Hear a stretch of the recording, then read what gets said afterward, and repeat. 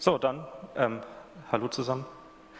I took over this talk from Felix from the Sovereign Cloud Stack project. So Felix cannot be here today, so I'm here because I live next to Ludwigsburg, and then it was not so such a trouble to come here.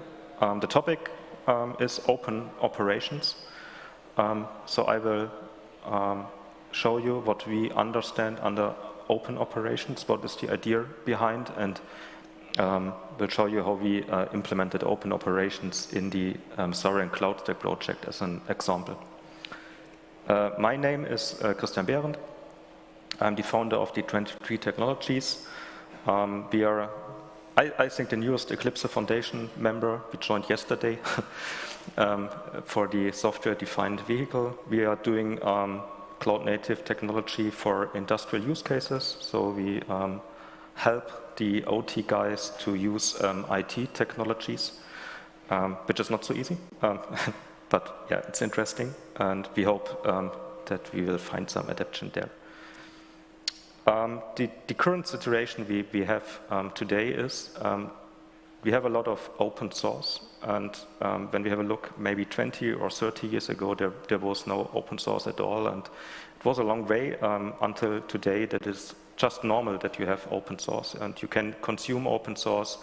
Everybody understands what open source means. They know the common licenses, they know CC BY and the Apache license and the GPL license. They know Linux, and they know that it's good, that you can run it. And yeah, so we could be in a perfect world that everything is built on open source and everybody supports open source and everything is fine. So a perfect world for developers. They yeah, on a green field, they are happy cheaps and they can pick the components they need, and everybody is happy, and we build nice microservice-based solutions that can be shared so that not everybody has to reinvent the wheel, and can rely on the same bottom layer so that we can focus on solutions, and that we can solve the digitalization, for example, in Germany. Of course, this is not the truth. We have serious issues with this. And but how was it possible to do this in the past? So we started maybe with open source, with the Linux things around 20 years ago. And in the context of the Open Infra Foundation, the foundation behind the OpenStack project, they established 4 opens. So open source is normally not enough because when you just push your code somewhere on GitHub or on GitLab or on some other of those repository hosters, yeah, then you have open source and it's there, but that's normally useless. So you need an open community that really uses this open source software, and this open community is not enough when it's one company, because when you only have one company, then the company can decide that they will leave the open source for us, and that then somebody other has to take it over, and this is normally then not possible. And you need an open design process, because when you have an open source with an open community, but there is only one company that can control the architecture and the design decisions, it's also useless, because then when there is a competitor on the same open source project, they can kick them off. And the same with the open development. So you need formats like here, the Eclipse conference or the Cube conference or some other of those conferences, so that developers can get in touch to work on the same things, on the same problems, that they can find the same way to get a good solution. And the problem is, you now have an open source project, you have a good process how to build this thing, to use it, and so on. And also this is the website from the Open Infrastructure Foundation. And then you move this piece of code to a productive world. So somebody has to use it, because developers want to have their paycheck, and so you need customers for the solution they build. So it's not enough to just program code and so on. And you have to transfer the open source project in some business use case to the real world, and then you will end up on some hyperscaler or something like this, and you have to operate the things on top of an existing cloud infrastructure. And this is the problem at the moment, because nobody shares the knowledge how to do things. And it's quite hard to operate a distributed dynamic infrastructure or a distributed dynamic service. It ends up in a broken system, and the companies that try to do such distributed workload will probably fail, and they will not be able to compete with AWS or with Google or with Azure, because the complexity is too high, and everybody starts from the scratch to rebuild the things. And at the moment, it's not possible that they build good data centers or good software on top. They struggle even with how to spin up a good virtualization layer to be able to control a large amount of bare metal resources. And this is only the top layer. And so we think that it's not enough to have an open source with open design and open development and open community when you do not care about how to operate it. And so it has to be normal that when you write code, that you have the operator as a first citizen in the development process, that you take care of how to operate this piece of code, where to run it, how to handle the complexity in the real world, how to scale this thing out, and so on. There are a lot of things you can share. And normally when you have the market with open operations, so nobody talks about this because this is their, the experience is their thing that they want to sell the customers, because only they are able to operate the complex OpenStack system or the complex managed Kubernetes layer. They do not want to share operations. They fear that they lose something when they say how they are doing it. And we in the SCS project, in the context of GaiaX, started to say, this is not the way we can compete with AWS or with Google in Europe. We have to do it together, and we really have to do it together. This means not only to share the same code base, so we can use OpenStack everywhere or Kubernetes everywhere. We also have to share the insights. We have to establish the same tool stack on top for the operators so that we can exchange the operators in the companies, that we can consolidate them so that they can focus on a solution, a good infrastructure layer for European cloud services. And one of the examples we did with, together with T-Systems is the development of an OpenStack Health Monitor. So in the Sovereign Cloud Stack, we have OpenStack as a base layer for the infrastructure to provision the bare metal systems and to control the network plane and so on. And on top of this, we have a so-called OpenStack Health Monitor, the new name is CloudMon, with the idea that we have one tool that can be used by the operators, but that also can be used by the customers to get insights in the underlying infrastructure. So for example, there we see the latency to connect to the API, or how many resources failed when we spawn things on top of this. And the idea is that we make it visible and transparent what the customer is using, and we are focusing on a behavior-based monitoring through the eyes of the customer. And we do this together with T-Systems and with Plus Server at the moment, so that there is one tool that different competitive CSPs on the German market are using to get insights in their infrastructure layer from the customer perspective. And this is a huge step for them, because normally they do not talk about the internal stuff. They do not want that you know how laggy is their API layer, or how many times did it fail that the instance came up. And when you have such a transparent monitoring, you enforce the CSP that they deliver high quality, because now as a customer you can see it. And this is just an example of what we are doing, and this was a prototype of a collaborative development, and it worked. And so this is our open source tools enough? No, we don't think so. So we started or initiated the SCS project 3 years ago with the idea to share and document best practices for operating cloud stacks. And the cloud stack means everything below Kubernetes. So we include Kubernetes, we include all services like a container registry on software-defined networking layer, or the network operating system, or the bare metal management, and so on. And with the idea to have a high-quality cloud service that can be run by everybody with the same tool set and so on, so that we can consolidate the missing resources at one point. So focus on the tools. This is normally the thing, this is just one step forward. So it's okay when they use all the same tools and then we get some insights, okay, and then the processes internally are totally different. This makes no sense. So when I am running on the Open Telecom Cloud, for example, and I'm unhappy with them and I want to shift my workload to the, I don't know, OVH cloud, then I do not want to touch all the processes. I do not want to change the ticket workflows on the OVH side. I want to have the same processes on all CSPs. I want to have the same ticket workflow. I want to have the same rules on the personal sides.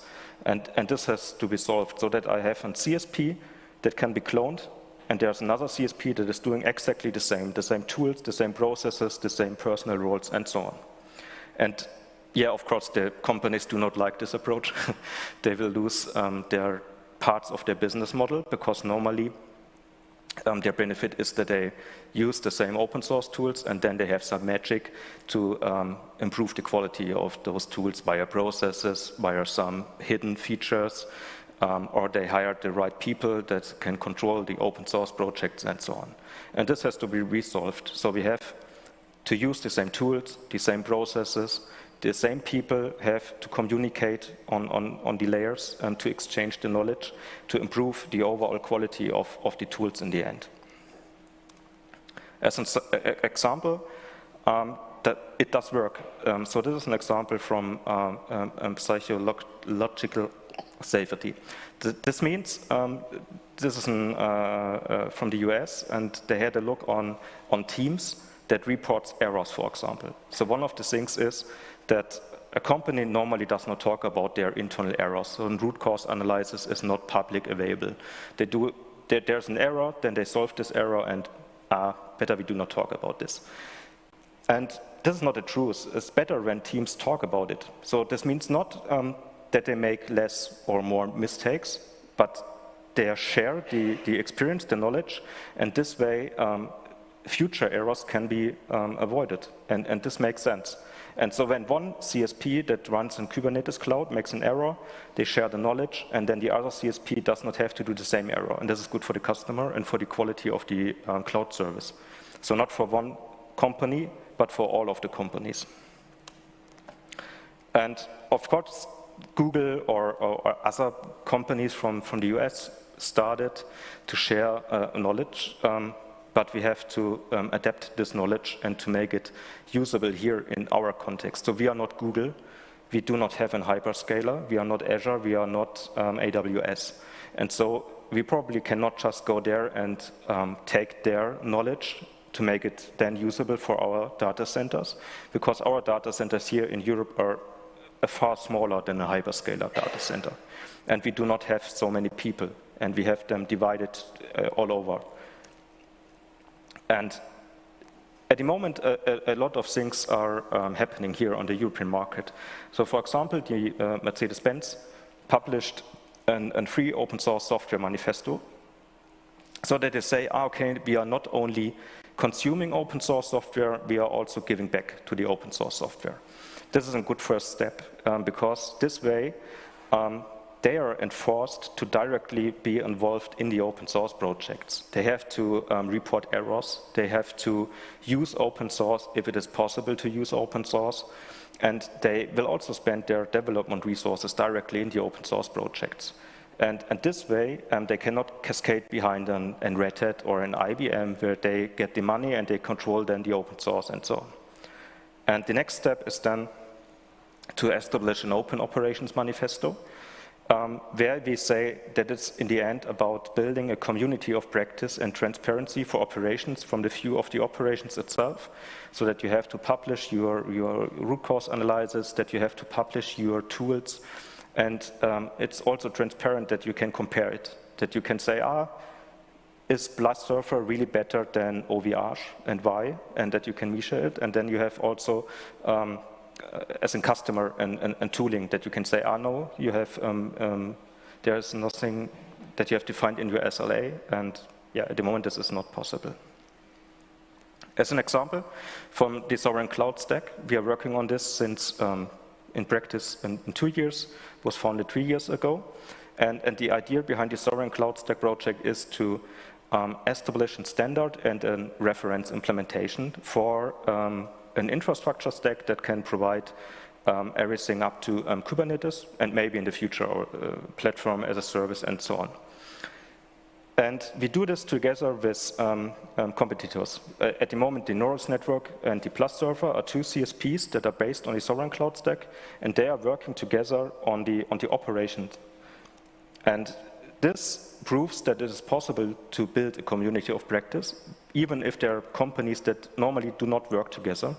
And when now DT Systems also shares their CloudMon stuff, this also shows that bigger companies in Germany are interested in this approach to really share the knowledge.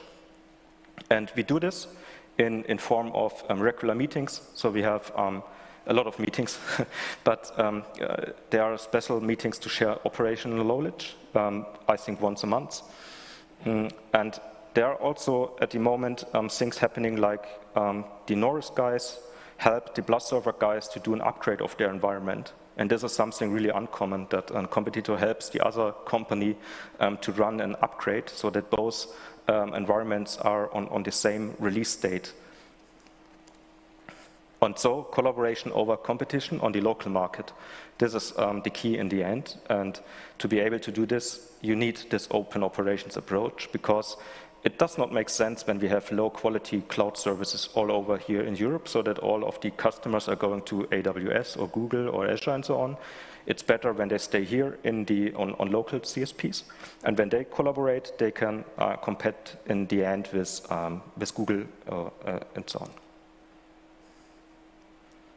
Yeah, this were the examples. So we have the SIG monitoring for this CloudMon thing, and pairing hands-on sessions with the upgrade, a lean operator coffee every month, where we exchange operational knowledge. And in the end, we believe that failures should happen, and that it will help us to make everything better in the end. When we have errors there, it's not about avoiding errors, it's about doing the errors on operative systems to resolve them and to share the knowledge of it, to make it then better. Genau. Transparent for the insights via the Cloud Monitor service, so that we can have a look on the environments from the outside, from the customer view. This is also really important, and this works. So this CloudMon is up and running on the SCS cloud providers, so that we can compare them. And this is probably the same like for the processes. So we are not yet there with the processes. We are currently working on this. And but GitLab, for example, proved that it's possible to also share the internal company processes with the outside, and to make this fully transparent. And then the customers can earn a trust in the underlying CSP, because they have insights, they can measure it, they can see the processes. And when there are at least 2 companies doing it the same way, then they can exchange the underlying cloud service provider without a problem. So this will be the website for the manifesto.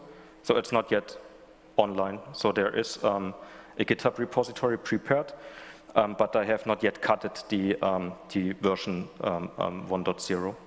I think they will do it the next days or weeks.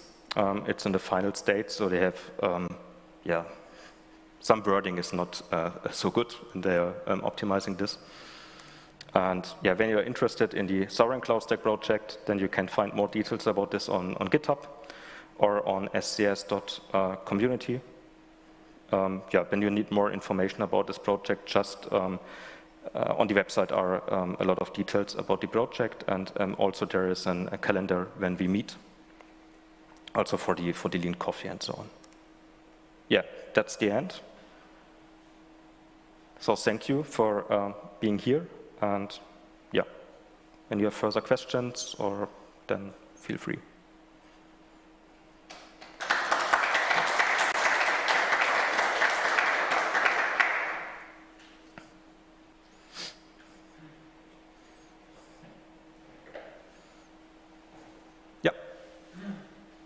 So what is your approach to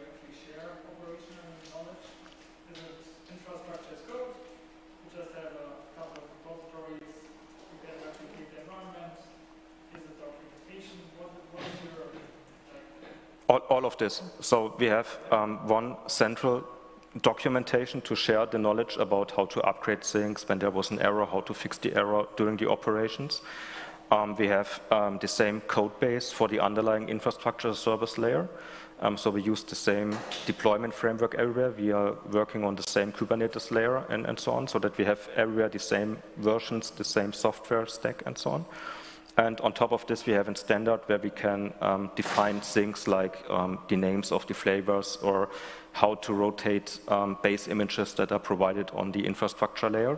And for those things, we also provide tools. So we have, for example, an image manager that takes care that a defined set of images is available on all CSPs, and that those images are in sync and that they're updated and rotated and so on.